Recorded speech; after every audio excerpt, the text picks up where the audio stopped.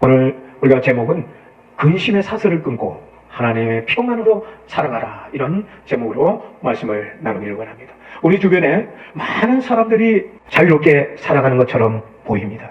기술은 급격하게 발전함으로 인해서 생활이 많이 편리해졌습니다. 뿐만 아니고 내가 원하는 정보를 내 손 안에서 얻을 수가 있습니다. 그런데 정작 사람들의 마음은 점점 무거워지고 있다는 겁니다. 살고 있는 집은 커졌는데 마음은 좁아졌습니다. 통장은 두꺼워졌는데 불안은 더 커지고 있습니다. 내 주변에 많은 사람들과 분명히 연결은 되어 있는데 외로움은 더 깊어졌습니다. 왜 그럴까요? 성경은 인간의 가장 큰 근심의 문제가 매일 마주치는 우리의 환경이 아니라 마음의 속박이라고 말을 합니다. 여러분, 사탄은 보여지는 이 쇠사슬로 우리를 묶지를 않아요. 무엇으로 묶느냐? 근심으로 묶습니다. 열왕기 상 19장에 보면은 엘리야가 갈멜산에서 바알 선지자와 450명과 싸워서 거기서 큰 승리를 이룹니다. 그 승리 후에 이세벨의 위협을 받고 이 엘리야는 큰 승리를 거두었음에도 불구하고 죽기를 구합니다. 낙심이 너무나도 큰 것이죠. 여러분, 우리가 신앙생활하면서 영적으로 큰 승리를 거두었다 할지라도 근심과 낙심의 공격은 여전히 찾아올 수가 있다는 것입니다. 우리에게도 그렇습니다. 내일에 대한 걱정, 건강에 대한 두려움, 자녀에 대한 염려, 경제적으로 불안, 그리고 마음의 상처, 미래에 대한 막연한 공포가 있습니다. 이것들은 어떻게 보면 눈에 보이지 않지만은 내 영혼을 질식시키는 사슬인 것입니다. 여러분, 우리에게 다가오는 이 근심은 우리의 에너지를 완전히 송두리째 빼앗아버리고 더 나아가서 믿음을 약하게 만들고 급기야 그 근심으로, 근심의 사슬로 인해서 기도가 멈춰져 버립니다. 뿐만 아니에요. 하나님의 역사를 보지 못하게 만든다는 거예요. 그러나 예수님은 늘 근심하는 자를 자유케 해주시는 분인 줄로 믿으시기를 바랍니다. 누가복음 4장 18절에 보면은 포로된 자에게 자유를, 눌린 자를 자유롭게 하려 하심이라. 그렇습니다. 우리 예수 그리스도께서는 죄의 사슬을 끊어주셨습니다. 사탄 권세 안에 있는 영혼을 해방시켜 주신 줄로 믿으시기를 바랍니다. 분명한 것은 우리가 성경을 보면은 위대한 사도 바울도 근심을 경험했습니다. 그러나 그 근심에 결코 묶여 살지 않았다는 거예요. 저와 여러분이 오늘 말씀을 통해서 하나님께서 주시는 평안을 회복하는 세 가지 비결을 한번 살펴보겠습니다. 그 첫 번째가 우리가 잘 알아야 될 것은 근심의 뿌리를 발견하라는 거예요. 많은 사람들은 근심을 갖다가 환경의 문제라고 착각을 하고 있습니다. 돈이 없어서 걱정입니다. 건강 때문에 걱정입니다. 자녀 때문에 걱정입니다. 그러나 사실 근심의 뿌리는 환경이 아니라 하나님보다 상황을 더 크게 보는 시선이 문제라는 거예요. 베드로를 보십시오. 물 위를 걸을 수가 있었습니다. 그러나 베드로가 파도를 보기 시작하는 그 순간 물에 빠져들고 말았습니다. 마태복음 14장 30절에 보면은 바람을 보고 무서워 빠져가는지라. 여러분, 파도가 갑자기 커져서 이 베드로가 물에 빠진 것이 아니에요. 베드로의 시선이 환경으로 바뀌어버린 겁니다. 근심은 여러분, 문제의 크기 때문이 아니라 하나님의 시선을 우리가 놓쳤기 때문인 줄로 믿으시길 바랍니다. 성경은 언제나 우리에게 문제를 바라보지 말고 하나님을 바라보라고 말씀을 합니다. 이사야서 26장 3절에 보면 주께서 심지가 견고한 자를 평강하고 평강하도록 지키시리니 이는 그가 주를 신뢰함이니이다. 여러분, 평안은 문제가 없어지는 데서 오는 것이 절대 아니에요. 나의 시선이 하나님께 고정될 때에 평안은 우리에게 찾아오는 겁니다. 구약 성경에 보면은 이스라엘 이 백성들은 광야에서 매일 하나님의 만나를 받았습니다. 그런데 이 이스라엘 백성들은 내일 먹을 것을 걱정되었던 거예요. 그래서 만나를 몰래 저장을 하기 시작했습니다. 그러나 그 다음날이 되면은 여지없이 만나에 벌레가 생겨버렸습니다. 먹지를 못하는 거지. 하나님은 그들에게 말씀을 합니다. 내일 일을 염려하지 말고 오늘 나를 신뢰하라. 할렐루야.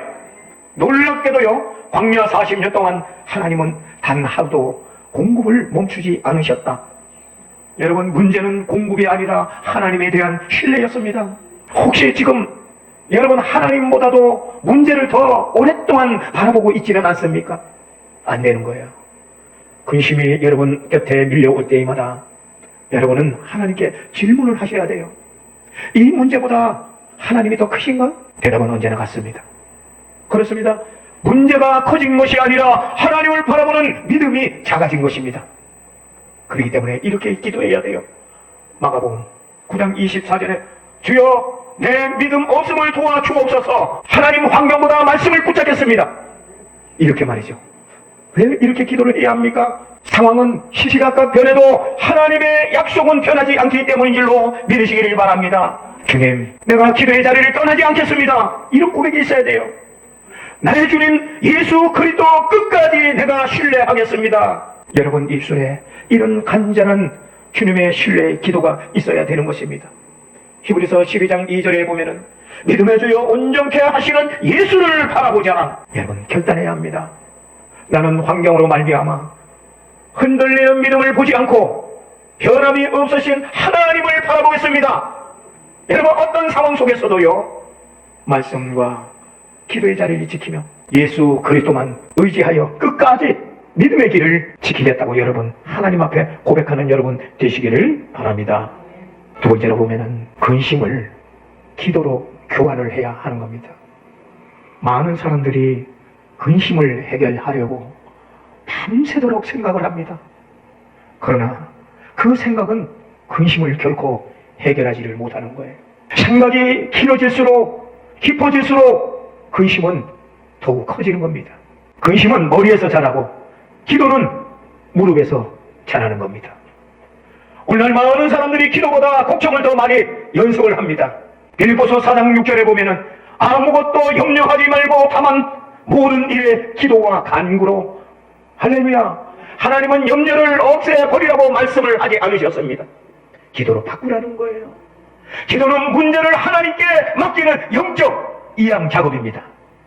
우리가 붙들고 있는 짐을 하나님의 손에 넘기는 거예요. 베드로전서 5장 7절 너희 모든 염려를 주께 맡기라 이는 그가 너희를 돌보심이라. 여기에서 맡기라는 것은 완전히 던져버리라는 거예요. 부분적으로 맡기라는 것이 아니고 완전히 던져버리는 거예요. 여러분 구약성경 11개 19장에 보면은 히스기야 이 왕은 아수르 왕의 사네립의 협박 편지를 받습니다. 두려운 거예요. 이 협박 편지를 받고 나라가 이제 망할 위기에 처해 있었던 거예요. 그런데 이 히스기야 이 왕은 어떤 태도를 취했느냐? 그는 군사회의를 먼저 하지 않았다는 거예요. 이 나라가 망할 위기에 처해 있을 때에 이 히스기야 왕은 성전으로 들어갔습니다. 그리고 사네립의 협박 편지를 손에 들고 하나님 앞에 펼쳐놓았습니다. 하나님, 이 협박 편지를 한번 보세요. 그의 간절한 이 기도의 호소가 하나님께 상달되어서 그날 밤 하나님께서 역사를 하셨는데 18만 5천 명의 적군이 완전히 무너져 버렸습니다. 여러분, 문제를 붙든 이 손은 벌벌 떨렸지만은 하나님께 올려드린 그 손은 결국 승리했습니다. 할렐루야. 그러므로 오늘 밤 여러분 잠들기 전에 종이에 한번 적어보세요. 내가 걱정하는 것 한 10가지 정도를 한번 여러분 적어보십시오. 그리고 한 가지를 읽으면서 기도하는 거예요. 주님 이것을 맡깁니다. 그리고 걱정을 반복하지 말고 기도를 계속 반복하는 거예요. 여러분 근심의 습관이 기도의 습관으로 바뀔 때까지 훈련을 하는 거예요. 그러면 그때 하나님의 평안이 내게 임하기 시작하는 줄로 믿으시기를 바랍니다. 세 번째로는 우리가 예수님 안에 거하라는 거예요. 많은 사람들이 대부분의 사람들이 평안을 환경에서 찾으려고 합니다. 돈이 많으면은 내가 건강하면은 문제가 없다면은 평안할 것이라고 생각을 합니다. 그러나 여러분 우리가 잘 알아야 될 것은 환경이 주는 이 평안은 매우 짧다는 거예요. 세상이 주는 평안은 마치 유리잔과 같다는 겁니다. 유리잔 조금만 충격이 와도 깨지고 마는 거예요. 어느 한 사람이 매우 값비싼 명품 유리잔을 선물을 받았습니다. 그는 이 잔이 깨트려질까봐 늘 조심했어요. 들고 있음에도 불안하고 이 유리잔을 옮길 때도 긴장이 된 거예요. 잠시 아름답고 그에게는 큰 이 만족을 주었어요. 마음 한편에는 그러나 혹시 깨지면 어떡하지 하는 두려움이 그 마음에 떠나지를 않았습니다. 그런데 어느 날 실수로 유리잔이 바닥에 떨어져서 산산조각이 나버렸어요. 그 순간 그가 의지하던 기쁨과 평안도 함께 사라지고 말았습니다. 여러분, 그렇습니다. 세상에 주는 평안은 이와 같다라는 거예요. 돈, 건강, 성공, 많은 사람들로부터 인정을 받는 것이 아름답지만은 유리단처럼 쉽게 깨질 수밖에 없다. 할렐루야. 그러나 예수님이 주시는 이 평안은 환경이 깨어진다 할지라도 결코 깨어지지 않습니다. 주님께서 요한복음 14장 27절에 말씀을 합니다. 평안을 너에게 끼치노니 곧 나의 평안을 너에게 주노라. 내가 너에게 주는 것은 세상이 주는 것 같이 아니하리나. 할렐루야. 세상이 알 수 없는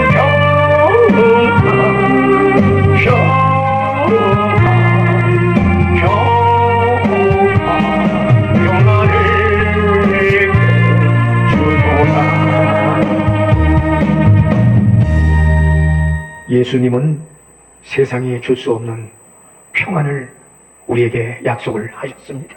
예수님은 평안을 우리에게 주는 분이 아니라 예수님 자체가 평안이십니다. 그렇기 때문에 우리가 예수 그리스도를 내 안에 충만하게 채우면은 평안이 충만하게 채워지는 줄로 믿으시기 바랍니다.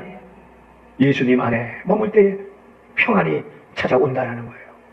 요한복음 15장 5절에 보면 나는 포도나무요 너희는 가지라. 가지가 나무에 붙어있는 동안은 생명이 흘러 들어갑니다.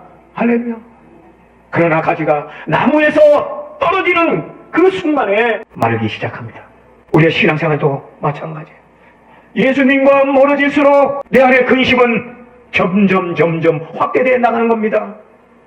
그러나 예수님과 우리가 가까이 가요 갈수록 평안은 깊어진다. 할렐루야. 사도 바울은 감옥에 있었습니다. 감옥에 있으니까 자유가 없습니다. 자기 자신의 미래도 불확실했습니다. 그러나 그는 감옥에서 가장 많이 사용한 단어가 무엇인 줄 아세요? 바로 기쁨이었습니다. 환경은 지금 죄수의 신분이었지만은 그의 영혼은 자유인이었다라는 겁니다. 왜 그렇습니까? 예수 그리스도 안에 있었기 때문입니다. 세상은 사도 바울을 가둘 수가 있었지만은 바울의 평안을 결코 가둘 수가 없었습니다. 여러분, 매일 두려움이 있습니까? 근심이 있습니까? 하나님의 말씀을 접하시기 바랍니다.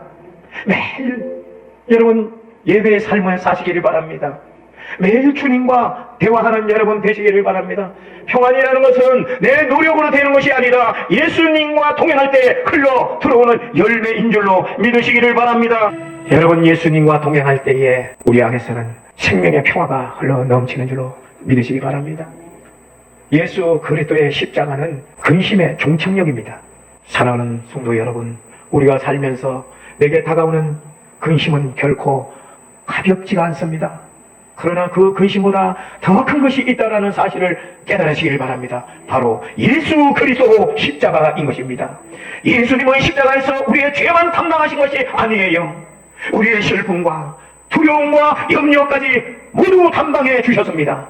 이사야서 53장 4절에 보면은 그는 실로 우리의 질고를 지고 우리의 슬픔을 당하였거늘. 근심을 우리가 붙들고 있으면은요 마음이 엄청나게 무거워집니다.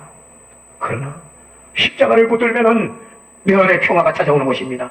예수 그리스도 그가 구원입니다. 예수 그리스도 그가 능력이십니다. 오늘 하나님께서 여러분 말씀하십니다. 내 짐을 다 내려놓아라. 내가 너희를 대신 짊어지겠다. 여러분, 소망을 가지시기 바랍니다. 근심은 나의 미래를 바꾸지를 못하지만은 예수 그리스도한테 무릎으로 기도하는 저와 여러분, 예수 그리스도께서 미래를 열어주십니다. 근심은 내 영혼을 꽁꽁 묶을 수가 있지만은 예수 그리스도는 내 영혼을 자유롭게 하십니다. 할렐루야.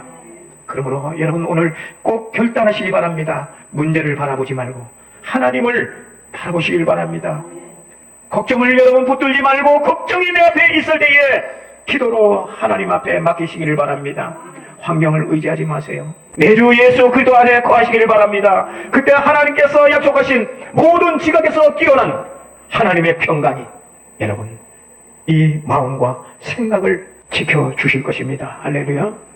그래서 저와 여러분이 이제 정확하게 근심의 뿌리를 찾아야 되는 거예요. 그리고 그 근심의 뿌리를 찾았다면은 우리는 기도로 주님 앞에 맡기는 거예요. 그리고 그것이 기도로 정리가 되었다면은 이제는 예수 그리스도 안에 늘 우리가 거하는 여러분 되어질 때에 하나님의 평강이 샘물처럼 우리에게 솟아나는 줄로 믿습니다. 이 평안이 저와 여러분 6월 한 달에도 충만해지기를 주의 이름으로 축원합니다.